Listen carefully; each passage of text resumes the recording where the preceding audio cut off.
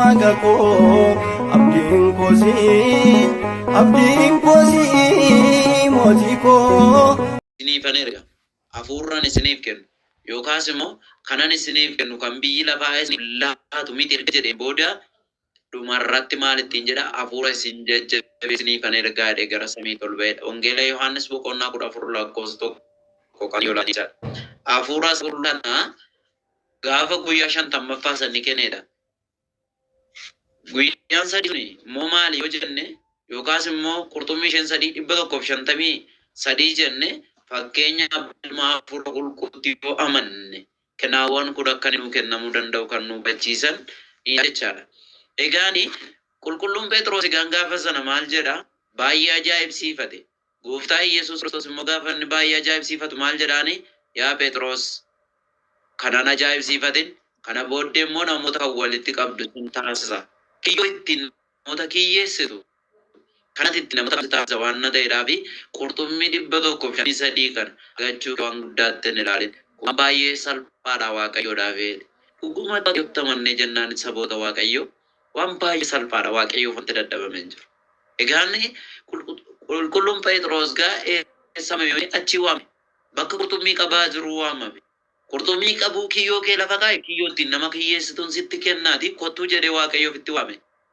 Kiyyoo sagalee Waaqayyootiin saboota Waaqayyoo akka inni ofitti waamu. Seenaa qulqulluu Phexros keessatti guyyaa tokko magaalaa Roomaa keessatti wangeela lallabaa ture qulqulluu Phexros.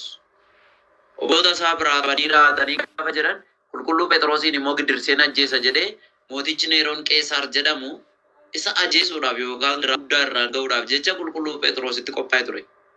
Gaafa inni qulqulluu Phexrositti qophaa'ee jedhu kiristiyaanonni inni sagalee Waaqayyootti lallabe immoo sagalee Waaqayyoo warra dhaga'an immoo yaa Phexros ati sagalee Waaqayyoo nutti lallabdeetta. Amma immoo si rakkisuudhaaf gidiraatti si kennuudhaaf jiru wanta ta'eedhaaf baay'ee jedhanii raatanii wayyaa isaanii ofirraa baasanii cicciranii raatanii karaa dallaa mootichaa kan akka fiinyootti itti rarra'ee ba'uudhaaf jecha isaan mijeessanidha. Kana booddee qulqulluu Phexrosii achi ba'ee raatee fiigichaan deemaa jira. Gooftaan keenya isaan keenya Yesuus Kiristoos ulfinniif galanni guddaan maqaa isaatiif haa ta'uuti osoo inni deemaa jiru qulqulluu Phexrositti dargaggeessa fakkaatee itti dhaqee jedha. Yeroo inni qulqulluu Phexrositti dargaggeessa fakkaatee itti dhaqu qulqulluu Phexros ilaalee raate ati gooftaa koo Yesuus Kiristoosiin miti yoo jedhe gooftaa keenya Yesuus Kiristoosiin ilaalee jedha. Galanni ulfinni guddaan Waaqayyo abbaa keenyaaf haa ta'uuti. Yeroo qulqulluu Phexros ija isaa keessa ilaalu eeyyee ani gooftaa keessanidha. Waaqayyo keessanii ani Waaqayyo Yesuus Kiristoosii isa sirnatti amanaa turtanidha jennaan eessa deemta horii amma moonnaan yeroo lammaffaadhaaf inni magaalaa Roomiin keessattan yeroo lammaffaa fannifamuu deemaa jira. Maal wanta ta'edha qulqulluu Phexrostu sodaadhaan deemaa jira. Sagalee Waaqayyootu lallabu saboota Waaqayyoo warra sagalee Waaqayyootti lallabe dhiisee isaan Ingilaa keessatti dhiisee ofii isaatii oolchuudhaaf deemaa jira. Sababa kanaatiif gooftaa Yesuus Kiristoos jecha kana qulqulluu Phexrositti dubbate. Yeroo qulqulluu Phexrositti dubbatu qulqulluu Phexrosuma tokkotu hin dubbatin gara magaalaa Roomeetti deebi'ee jira. Gara magaalaa Roomeetti gaafa inni deebi'u hin dhuftee jedhee Neeroon Qeesaar gaafa inni gammachuu guddaadhaan isa gidirsuudhaaf isa dhiphisuudhaaf gaafa inni dhaqu isa booddee an gidiraaf dhiphinati naaf laattu hundumaa fudhachuudhaaf qophaa'ee hin jirattiin jedheen. Egaan ati akka warra kaanii albeedhaan qalamtee duuta osoo hin taane hin fannifamtaa ittiin jedheen. Salphaa qaranii duun amma tokko lubbuun nama keessaa ba'a. Garuu gidirfamuun fannootti kennamuun baay'ee ulfaataadha. Gooftaan keenya Waaqni keenya Yesuus Kiristoos bismaaraan harkasaa bismaar miilla isaa bismaar waraanan kana calliseeti. Akka namummaatti dhaga'ama ture dhukkubbiin akka namummaatti dhaga'ama ture akka waaqummaa isaatti garuu hundumaa danda'e.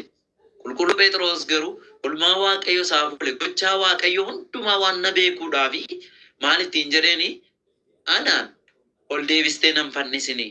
Ol deebi'ee kan fannifame harka isaa bal'isee raatee ol deebisee kan naaf fannifame Waaqni koo Waaqni jiraataa kan ta'e Waaqa koo gooftaa Yesuus Kiristoos naaf fannifameera.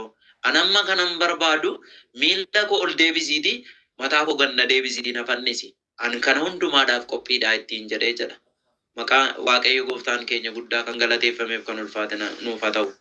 Kiristaanota carraa akkasii argachuu guddaadha. Maqaa Waaqayyootiif jecha qalamu inni kaan ekkoo waan qabaanneedhaaf inni kaan ikkoo waan gatii hin qabne waan bu'aa hin qabneedhaaf irra dabarsee of kennaa jira. Waan qabneedhaaf mana dhugaatiitti kan mataa wal faffalatu meeqatu jira. Bakka hannaatti kan dhiigni isaa lola'u meeqatu jira. Bakka hin taane bakka sagaagalummaatti kan dhiigni isaa akkasumaan kamtuu dhangala'u meeqatu jira. Maqaa waaqayyootiif jedhanii gidiraa arguun garuu eebba nama dhaalchisa. Mootummaa waaqayyoo nama argachiisa. Mootummaa waaqayyoo keessaa qooda akka nu qaban taasisa. Malee akkasumaan akka hin taane nu hubachiisa jechuudha. Kanaaf egaan qulqulluun Phexros sababa kan hundumaa argee gidiraa hundumaa dandamatee hanga yerootti hojii duuka bootaa yookaas hojii ergamootaa boqonnaa 12 lakkoofsa 1 kaan immoo ilaallee obboleessa isaa Yaaqoobiin qalanii immoo borumtaa isaa ajjeesu mana hidhaatti dabarsanii yommuu kennan qulqulluu Phexros homaa tokkotti hin lakkoofne mana hidhaa keessa ciisee raatee waaqa isaa galateeffatee ciisee jecha. Gaafa waaqa isaa galateeffatee ciisu halkanuma sana ergamaan waaqayyo immoo dhaqee rukutee raatee ka'ee Phexros keeffadhu caammaa kees keewwadhu jedhee raatee qulqulluu Phexrosin dammassee karaarra buusee jecha. Amma kana abjuu keessa waan jirutti fakkaata malee qulqulluu Phexros waan ergamaan waaqayyo duukaa deemaa jirutti hin fakkaanne ture. Gidiraa kana keessa darbee waan jiruudhaaf saboota bakka garaagaraa tamsa'anii bittinnaa'anii jiran immoo maal jedhanii waamamuu keessanitti eessa akka waamamtan yaadadhaayi. Fo'amuu keessanittis immoo jabaachuudhaaf caalchisaa dhimmaa jedhe. Bakka garaagaraatti waamaman namoonni sun waan ta'eedhaaf. Sagalee waaqayyoo dhaga'anii isaan irraa baratanii barattoota irraa yookaan duuka bu'oota irraa baratanii bakka garaagaraatti waamamanii. Isaan waamaman keessaa kaan sagalee waaqayyoo dhaga'anii dhugaadhaan fudhatanii dhuga jiru. Kaan immoo tellaa isaanitti deddeebi'anii. Warri kaan tellaa isaanitti waan deddeebi'aniif inni immoo isaan duuka hojii ergamootaa yookaas hojii duuka bootaa boqonnaa 12 lakkoofsa 1 caqasanummaa warri caqasammaa naan jettani. Hojii duuka bootaa yookaan hojii ergamootaa boqonnaa 12 lakkoofsa 1 argan jechaadha. Phexros mana hidhaa keessaa ba'uun jechaadha. Isa booddee akka kanatti hidhanii waan kana hundumaa arganiidhaaf isaanuma duuka waamamanii sagalee waaqayyoo dhaga'anii tellaa isaanitti deddeebi'anii. Maal jedheen inni immoo waamamuu keessanitti akkasumas immoo fo'amuu keessanitti caalchisaatii dhimmaa yookaas immoo jabaachuudhaaf itti dhimmaa. Isa duraa caalmaa itti jabaachuudhaaf dhimmaa. Baay'ee dhimma nu gaafata. Kanaafis hundumti keenya waan waamamneedhaaf waaqa keenyatu nu waammate. Ortodoksii godhee nu waammate. Erga ortodoksii tawaahidoo nu godhee immoo maal jechuudha nu fo'ate. Nu fo'annaan carraa kan arganne. Inni kaan geemii yookaan waan adda addaatiif itti fayyadamuu danda'a. Nuyi garuu carraattiin sagalee waaqayyoo barannu kana kan nu laatu waaqayyoodha. Maqaa isaa ulfinniif galanni guddaan maqaa isaatiif haa ta'uuti. Egaan qulqullaa Phaawulosis saboota Roomeetti yommuu dubbatu qulqulluu Phaawulos saboota Roomeetti yommuu dubbatu Roomee boqonnaa 8 lakkoofsa 29 hanga 30 gubbaarratti ergaa qulqulluu Phaawulos saboota Roomeetiif kan barreesse boqonnaa 8 lakkoofsa 29 hanga 30 gubbaarratti maal jedha? Warra duraan dursee beekumsa isaatiin fo'ate fakkaattii ilma isaa obboloota baay'eedhaaf hangafa ta'uuf jiru akka ta'anii fi yaadaan isaan qabee jedha. Warra yaadaan qabe moo isaaniin ni waamee jedha. Yookaan immoo warra yaadaan qabe isaaniin waameera jedha. Warra waame immoo qajeelota isaan taasifateera.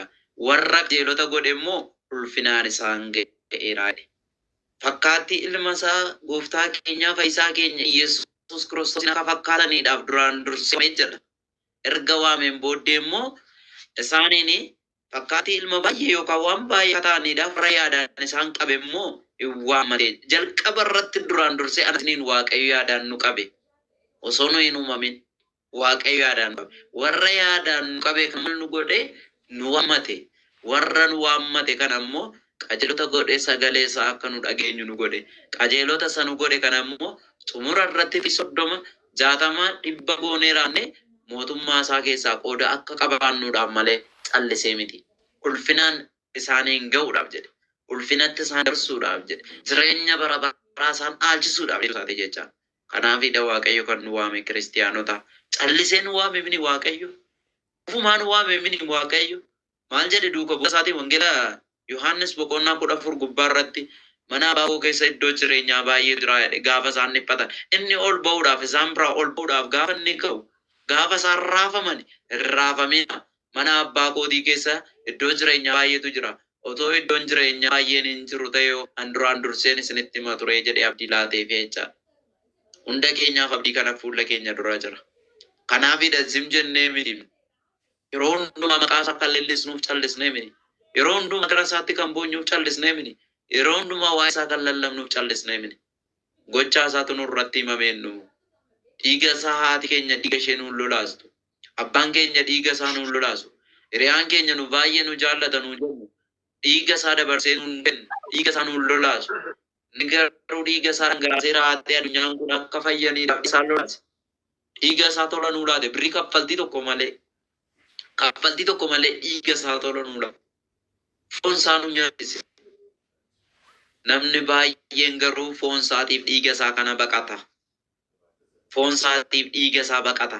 Maaliif yoo jenne akkamitti yoo jenne wangeela Yohaannis boqonnaa 6 lakkoofsa 56 kaanee hanga 63 gubbaa irratti yoo laalle gooftaa keenya fayyisaa keenya Iyesuus Kiristoosiin duukaa gabaa 5 ture jedha. Gabaa meeqa? Gabaa 5 ture. Gabaa 5 kun isaan yoo jenne gabaan tokko bareedina fuula isaa laaluudhaaf duukaa deemu. Gooftaan keenya Iyesuus Kiristoos baay'ee bareedaadha. Bareedinni simboonaatuu isaatii baay'ee ofitti nama harkisa wanta ta'eef.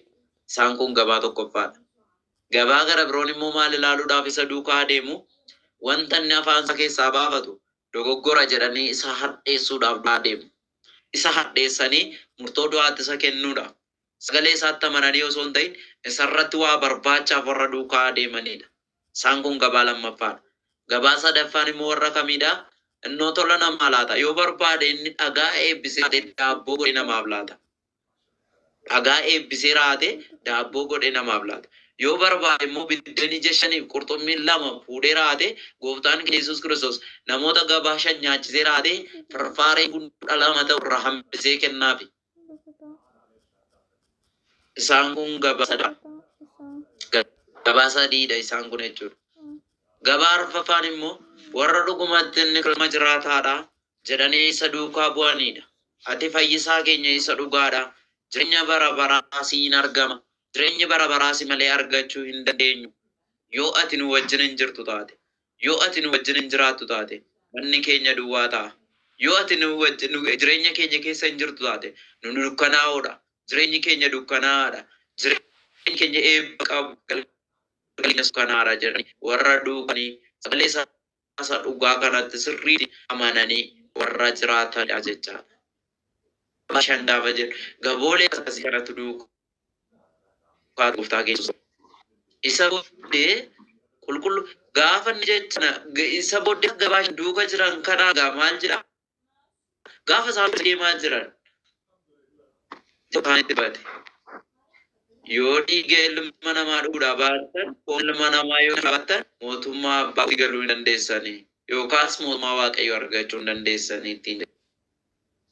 Waan inni gore fakkaatan, waan inni hin beekne taate saboonni maal ittiin jedhu namichi kun akkamittiin dhiiga ilma namaa dhuguu barsiisaa, foon ilma namaas nyaachuu akkamitti nu barsiisaa ittiin jedha. Yeroo kanatti dhugaan isinitti hima. Foon namaa kan akka dogoggora jedhanii hin fudhanne dogoggoreeti jedhanii akka isaan hin jenne waan itti beekuudha. Dhugumaan isiniin jedha. Foon ilma namaa yoo nyaachuudhaa baattan dhiiga ilma namaas yoo dhuguu baattan mootummaa abbaa kootti galuu hin dandeessan yookaan mootummaa waaqayyoo dhaaluu hin dandeessan jedhee jecha isaa amanamaa sana ammas jabeessee nuu mirkaneessee jechaadha. Saboonni sun gaafa inni jecha kana dubbatu gabaa 5 booddee gabaan 4 booddee deebi'an. Warri isatti amanan isa duukaatti hafan. Keessaa namoota 12 duwwaa kan duukaatti hafe. Duuka boonni warra dhamaanii duukaatti hafan sana keessa qulqulluu Phexros jecha tokko gaafa kunoo jecha jabaadha eenyutu isa beekuu danda'a ree jedhee. Kunoo jecha jabaadha eenyutu isa ga'uu danda'a. Sagalee jireenyaa dhugumatti eenyutu dhaga'uu danda'a. Kanaaf abbootiin keenya Macaafa Qiddaasee keessatti yaadu baroo nyaata sirraa argame eenyutu alanfachuu danda'a? Ilkaan isa kamiidha alanfachuu kan danda'u ree? Yaadu baroo kan si keessaa ba'e ilma kee eenyutu fudhachuu danda'a? Arraba isa kamii arrabni dhandhamuu danda'u ree jedhanii kan abbootiin keenya Macaafa Qiddaasee keessatti isaan dubbatanidhaa fi kanaafidha jechaadha. Dhuguma jechi kun jecha ulfaataadha, jecha jabaadha. Foon ilma waaqayyoo nyaachuun, dhiiga ilma waaqayyoo kun baay'ee ulfaataadha dhala namaatiif. Nuyi warra cubbuu hojjetu kanaaf, nu warra gadadamoo kanaaf kan hin danda'amnedha. Garuu Kiristoos abbaan keenya isin gadadamoodha nuuni jedha. Hammuma kana keessaan tola arjummaa isaatiin nu daawwata. Osoo nu isa yakkinu, osoo nu isa gaddisiisnu, isin nu gaddisiistaniittu hin jenne. Isin yakkitaniittu hin jenne. Araara isaatiin immoo gara keenya millata. Ulfinniif galanni guddaan maqaa isaatiif haa ta'u. Kanaaf egaan kiristiyaanota nun kan inni nu waame ulfina isa sanaa fi ulfina sanaan nu godha. Ulfina sanammoo akka geenyuudhaaf hin waamamne. Waamamuu keessanitti immoo waamuu keessanittis caalchisaatii dhimmaa'edha. Waamamne irraa fo'atamnee sagalee isaa akka dhageenyuuf carroomnee sagalee isaa nu laateera. Sagalee isaa dhaga'uu keenya qofa immoo osoo hin ta'in hamma dhumaatti hojiirra hojjeneetti mootummaa isaa dhaaluudhaaf immoo gahee of geessanidha jechuudha. Mootummaa isaa dhaaluudhaaf hojiirra oolchuun irraa eegamaa jechaadha. Sababii kanaaf egaa qulqulluun gooftaan keenya fayyisaan keenya Yesuus Kiristoos jecha sagalee isaa hin dabarre kanaanii karaa qulqullicha Phexros nutti dubbata jechaadha. Akkuma kana Tasaloniqee isa lammaffaa erga Phaawulos qulqulluu gara warra Tasaloniqeetti barreesse isa lammaffaa boqonnaa 2 lakkoofsa 13 hanga 14 baras jecha tokko argina. Ergaa Phaawulos qulqulluu gara warra Tasaloniqee kan barreesse isa lammaffaa boqonnaa 2 lakkoofsa 13 hanga 14. Ergaa Phaawulos qulqulluu gara warra Tasaloniqeetti kan barreesse boqonnaa 2 lakkoofsa 13 hanga 14 gubbaarratti. Dubbii Waaqayyoo isa nuti lallabnu yeroo argattan akka dubbii namaatti utuu hin ta'in akka dubbii Waaqayyootti fudhattaniittuedha. Eenyuudhaan jedhaa? Saboota Tasaloniqee keessa jiraataniin. Dubbii Waaqayyoo nu isinitti lallabne akka dubbii namaatti osoo hin ta'in akka dubbii Waaqayyootti fudhattaniittu. Isa nu isinitti Waaqa koo abdiin koosii mootii koo.